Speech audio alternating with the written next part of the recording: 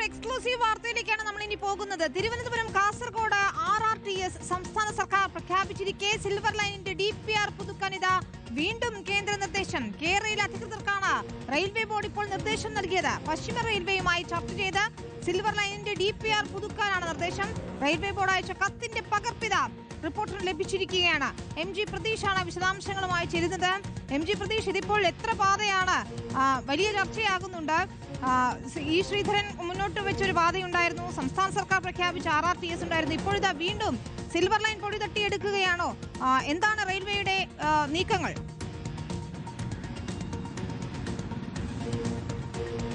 വിനീത, silver line പദ്ധതി അടഞ്ഞ അധ്യായമെന്ന് പരോക്ഷമായെങ്കിലും സർക്കാർ പറയുമ്പോഴാണ് ഈ പദ്ധതിയുമായി ബന്ധപ്പെട്ട് ഇപ്പോഴും ഇടപെടലുകളും ചർച്ചയും നടക്കുന്നു എന്ന് മനസ്സിലാക്കാൻ കഴിയുന്നത്. നേരത്തെ സംസ്ഥാന സർക്കാർ തയ്യാറാക്കിയ സിൽവർ ലൈൻ DPR പുതുക്കണമെന്ന ഏറ്റവും പുതിയ നിർദ്ദേശമാണ് ഇപ്പോൾ കേരളിന് ലഭിച്ചിരിക്കുന്നത്. ഇതുമായി ബന്ധപ്പെട്ട് കേന്ദ്ര റെയിൽവേ ബോർഡ് കഴിഞ്ഞ മാസം 27-ാം തീയതിയാണ് കേരള MDക്ക് കത്തയച്ചിരിക്കുന്നത്. ഈ കത്തിലാണ് സിൽവർ ലൈൻ DPR പുതുക്കി നൽകാനുള്ള നിർദ്ദേശം നൽകിയിരിക്കുന്നത്. അതിൽ പ്രധാനപ്പെട്ട ചില കാര്യങ്ങൾ കൂടി പറയുന്നുണ്ട്. പശ്ചിമ റെയിൽവേയുമായി ചർച്ച ചെയ്ത സിൽവർ ലൈൻ DPR പുതുക്കി തയ്യാറാക്കണമെന്നാണ് നിർദ്ദേശം നൽകിയിരിക്കുന്നത്. അതിനായി പറയുന്ന ചില കാര്യങ്ങളുണ്ട്. അതായത് പശ്ചിമ റെയിൽവേയുടെ കീഴിൽ ഗുജറാത്തിൽ സർക്കേസ് ദുലാറ അതിവേഗ റെയിൽപാത നിർമ്മിച്ചു വരികയാണ്. അത് ബ്രോഡ് ഗേജ് പാതയിലാണ് നിർമ്മിക്കുന്നത്. അതായത് ഈ സെമി ഹൈസ്പീഡ് ട്രെയിനുകൾക്കൊപ്പം മറ്റ് ട്രെയിനുകൾക്കും പോകാൻ കഴിയുന്ന തരത്തിൽ ബ്രോഡ് ഗേജ് പാതയാണ് ഗുജറാത്തിൽ നിർമ്മിക്കുന്നത്. അതേ മാതൃകയിൽ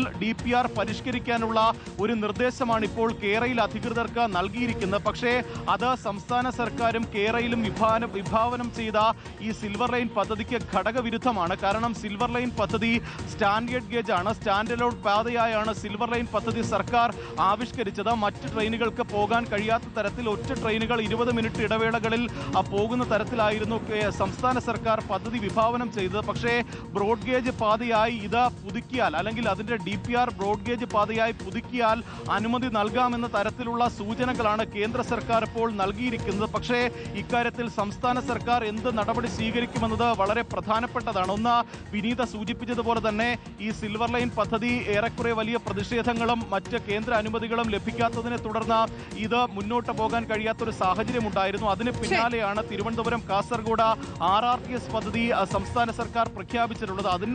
അതിന് പിന്നാലെയാണ് ഇപ്പോൾ സിൽവർ ലൈൻ ബ്രോഡ് ഗേജ് പാതയിൽ DPR പുതുക്കി നൽകാനുള്ള ഒരു നിർദ്ദേശം കൂടി കേന്ദ്ര സർക്കാരിന്റെ ഭാഗത്ത് നിന്ന് വരുന്നത്.